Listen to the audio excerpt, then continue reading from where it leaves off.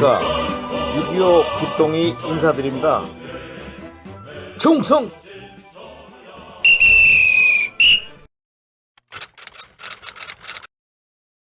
오늘 제27탄은 화령장 혈투를 설명을 드리겠습니다.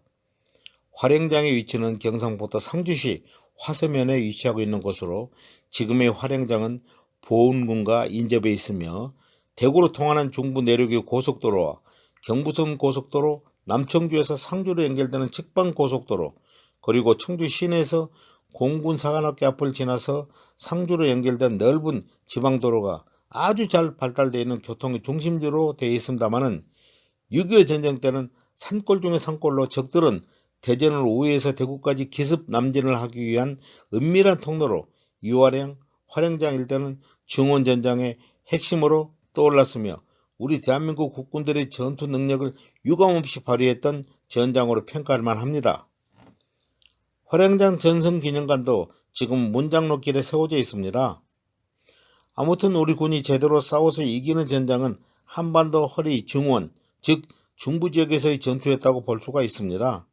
이때는 우리 국군도 체계와 전투 질서도 어느 정도 잡혀가고 있었으며 계속 개전 초기부터 북한군에게 한강 방어선, 금강 방어선 전투에서 당하기만 하면서 밀려오다가 결국에는 미 24사단과 함께 대전이 적의 수중으로 떨어져 나가고 나니까 이제는 낙동강 방어선밖에 남지 않았구나 하는 절박감으로 적들이 더 이상 내려가지 못하도록 최선을 다해서 막아야 한다는 결연한 의지로 중원지역에서의 너무나 잘 싸워준 것입니다.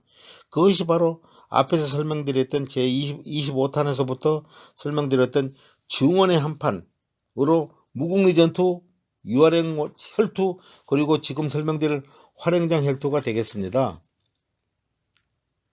중원의 전투를 성공적으로 이끌며 완충을 해준 덕으로 낙동강 방어선 전투 준비를 더 단단히 할 수 있는 시간을 벌 수 있도록 해준 것도 원인이 되겠습니다. 큰 성과가 되겠습니다. 북한군 최고사령부 계획은 영동, 함창, 안동을 연하는 우리 군의 제2방어선을 돌파해서 낙동강 북쪽의 넓은 중원지대를 점령한 다음에 급속도로 낙동강을 도하해서 8월 15일까지는 어떠한 일이 있어도 남한 전역을 그대로 손아귀에 넣으려는 계획으로 북한군 전선사령관 김책대장은 주공 방향은 김천, 대구 방향으로 지향을 하고 각 전선에서 정면 공격과 측면 공격으로 소기의 목적을 달성하려 하였던 것입니다. 이때 김일성이가 충주 남쪽 수안보 온천에 직접 나타나서 김책으로부터 제4차 작전 계획을 설명을 듣고 김일성이는 동무, 그 계획은 아주 좋수다래, 신속히 실천하라고 독전을 하였다고 합니다.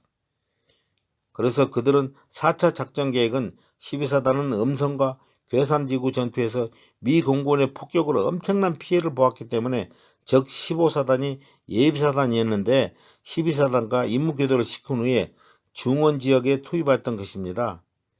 그래서 북한군은 15사단이 주력으로 화령장을 돌파하고 상주를 점령함으로써 함창을 자동적으로 함락해 한 다음에 여기에서 하루 정도 숨고르기를 하면서 적 1사단까지 합류를 해서 바로 대구로 진격할 계획이었다고 그래요. 반면 우리 군은 정일권 참모총장도 적이 화령장과 상주를 점령한다면 함창 지역에서 적을 저지하고 있는 우리 6사단의 퇴로가 완전히 차단될 뿐만 아니라 6번이 있는 대구까지 위협을 받게 되리라는 그런 걱정을 많이 하고 전황을 참모들과 정확히 판단하였지만은 문제는 이곳을 막아줄 부대가 6사단 뿐이어서 추가적인 부대 투입 여력이 없었다는 것이었습니다. 그러나 하늘이 도운 것인지 우연의 일치인지는 모르겠습니다만은 안동으로 이동 중이었던 우리 군의 17년대가 이곳 화령장을 통과하려다가 우연히 북한군과 조우, 즉 예상도 못한 만남으로 두 번째 혈투의 장이 화령장에서 불붙게 되었다고 합니다. 그러니까 화령장 혈투는 원래는 적이나 우리나 계획도 없었던 전투였습니다. 이 혈전에서 갑작스럽게 뛰어들게 된 우리 17년대장 김희준 중령의 증언을 들어보면은 백선엽 1사단장 동생인 백인엽 대령이 옹진반도에서부터 17년대를 이끌고 평택까지 잘 내려왔는데 여기서 미 공군의 오폭으로 부상을 입고 후송되는 바람에 김희준 중령이 임시로 17연대를 지휘하게 되었는데 이때 17연대는 독립연대에서 수도사단 예하로 예속이 변경되었으며 당시 연대는 기존의 2,600여 명의 정규 병력 외에 후방에서 보충되어 온 1,000여 명의 병력까지 포함해서 총 3,600명이 되어가지고 거의 사단급 규모의 병력이 되었다고 합니다. 활행장 혈전이 시작된 것은 우리 17년대는 진천 방어전에 잠깐 참여했다가 안동 쪽이 위험하니까 빨리 가서 막으라는 긴급 명령을 받고 보훈에 집결해서 전열을 가다듬은 후에 야간에 상주 방면으로 이동하고 있었다고 그래요. 그때가 7월 17일인가 됐는데 좁은 산길을 따라서 충청북도와 경상북도의 도 경계선을 넘어서 상주군 화서면 신풍리 근처에 이르렀을 때 완전히 깊은 산골이니까 하얀 수염을 길게 기른 백발의 노인 한 분이 갑자기 나타나가지고 길 한복판에 서서 양팔을 쭉 벌리면서 연대장인 김희준 중령의 차를 막아서며 한마디 하더랍니다. 여보시오 국군 양반들, 여기서 10리만 더 가면은 활행장 뒤쪽 달천 건너편에 북한군이 우글우글하오. 조심들 하시오 하면서 호련히 사라지더랍니다. 그 말을 듣고 연대장은 정신이 번쩍 들더랍니다. 왜냐하면 자신들보다 먼저 적들이 그 지역에 먼저 들어와 있으리라고는 생각지도 안 했다고 그래요. 나중에 활행장의 혈투가 끝난 다음에 안 일이었지만은 북한군들도 우리 17년대가 산속으로 오리라고는 예상치도 못했다고 그래요. 그래서 그들은 정신줄을 놓고 8천 계곡에서 푹 쉬고 있었다고 그래요. 연대장 김희준 중령은 부대를 정지시킨 후에 척구조를 시켜서 수색을 시켜봤더니 이미 적 1개 대대는 방원 쪽으로 내려가 있고 2개 대대는 달천 동쪽 삼거리오고 금곡에 있는 것을 확인했다고 그래요. 그래서 17년대장은 치밀하게 작전 계획을 수립해서 가장 취약한 시간에 기습적으로 적을 하려고 그날 밤에 달천 서쪽 상곡리 고지에는 박격포와 기관총 등 각종 화기들을 연대의 모든 화력과 병력을 배치해 놓고 날이 새기를 기다렸다고 그래요. 18일 아침 어슴푸레연히 동이 트자 북한군은 밥을 짓는 한편 달천의 개울로 어슬렁어슬렁 전부 다들 기어 내려와가지고 수많은 오리 새끼들이 개울에서 수영을 하던 것처럼 허부적거리면서 세수를 하고 있었는데 이때 앞에서 약속을 한 것처럼 명령을 전부 내렸다고 그래요. 자, 전 연대 사격 개시 무전기로 날렸더니 여기저기서 꽝꽝 꽝꽝 꽝꽝 다다다다다 그 포탄 소리와 기관총 소리 그야말로 전장의 그 소음이라 그럴까요? 온 계곡이 울려 퍼지고 진동을 하고 있었다고 그래요. 달천리 계곡 상공에는 박격포 조명탄을 한 발 쏘아 올리니까 여기저기서 놀란 노루새끼들처럼 이리저리 적들은 뛰어다니면서 대부분 어디로 갈지를 모르더래요. 그래서 그 자리에 상당한 인원이 쓰러져 있고 일부는 혼비백산에서 모든 장비를 버리고 금곡과 예을이 중간에 585 고지 쪽으로 도망을 치달합니다. 이곳에서 1,000명 이상을 사살했고 도망간 북한군을 차단하기 위해서 김관수 소령의 1대대와 오익경 소령의 3대대를 585 고지 쪽으로 도망간 적을 소탕케 하는 한편 방원 쪽으로 내려간 적을 나머지 부대로 차단했다고 합니다. 한편 남쪽에서는 미군 흑인 부대가 올라오고 있었는데 적은 그러다 보니까 자동적으로 삼면이 포위를 당한 상황이 되고 말았다고 그래요. 이때 바위틈에 숨어있던 북한군 정치장교는 그 와중에서도 야, 뭐 이쪽 깐나들 미국 제국주의 앞잡이들을 깐나더라 뭐 때문에 조선 반도까지 쳐들어와서 어쩌고 저쩌고 막 떠들어 선동 연설을 하더랍니다. 그만큼 적들은 선무 공작에 아주 능하다고 그랬어요.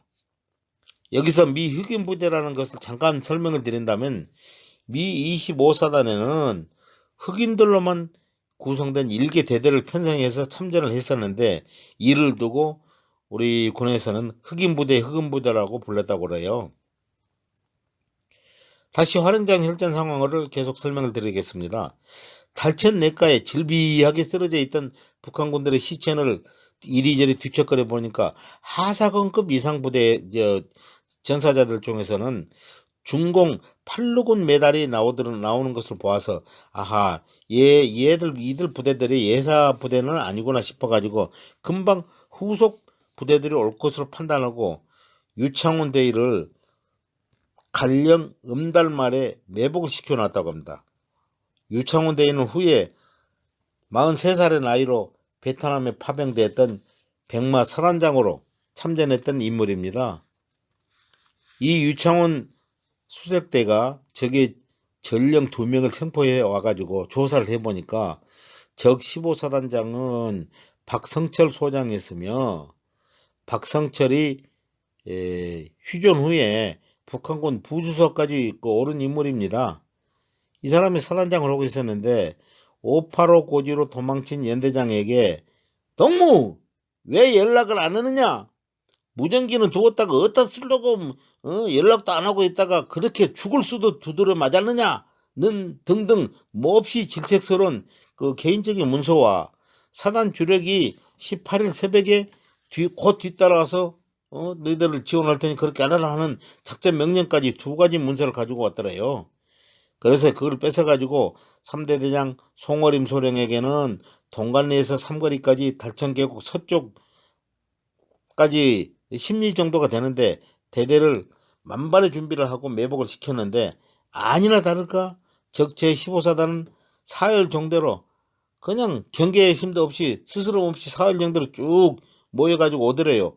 그래서 송어림 대대 매복지역으로 들어서자마자 일방적인 기습 사격을 몇 시간 동안 했는지 모를 정도로 콩복듯이 쏘아댔다고 그래요. 기습을 당한 북한군 15사단 전유부대는 완전히 전멸됐다고 합니다.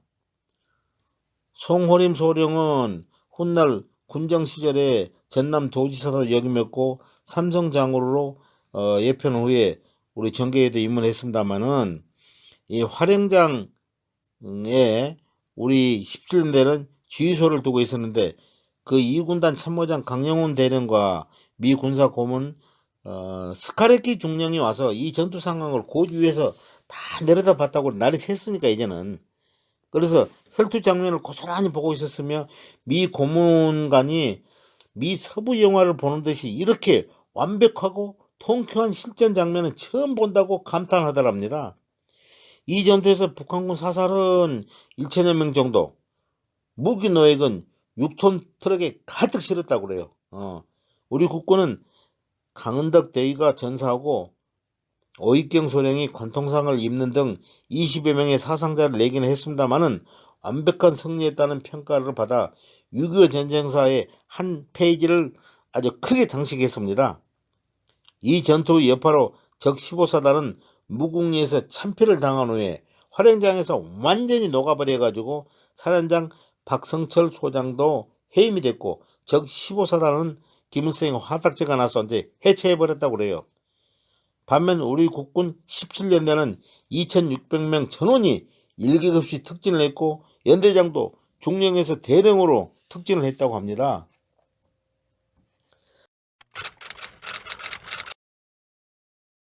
자, 이제 마무리하겠습니다. 철저히 대비하고 훈련한 부대에게는 패배란 있을 수 없다는 교훈을 얻을 수가 있습니다. 무궁리, 유화령, 오늘 설명드린 활용장 혈투야말로 미리 적의 종태를 알고 철저히 대비한 유비무환의 대표적인 케이스라고 생각합니다. 구독자님 여러분, 제28탄에서는 개전 초기 육군 참모총장을 했던 최병덕 소장의 전사에 대해서 말씀을 드리겠습니다. 여러분의 구독과 좋아요를 눌러주시는 자양분으로 6.25 길동이도 더욱더 열심히 달리겠습니다. 여러분 안녕히 계십시오. 충성! 우리들의 표상이라